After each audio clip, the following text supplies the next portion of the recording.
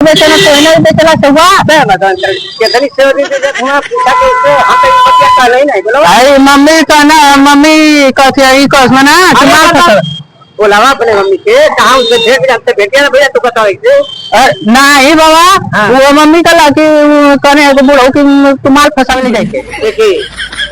हमारे औरी क्या क्या माल बनता पागल हो क्या अपने बोलावा अब भेट ना भैया तेरे को माल फसल लड़बक ने काम कर होगा तो ही कला उसके लिए हमारा फसावेला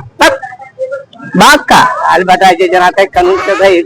तो के का माल फसल से तो भेटिया ना तब कैसे हमारी मम्मी जान के लिए मम्मी जान के लिए हमसे उससे भेटिया ना भैया कथा के चैनल कैसे बेकार के आके जो कथा के चैनल से छुटाई नहीं मम्मी कला तू बुलाओ बे अरे बुलावा उनके लड़बक ने बात करतवा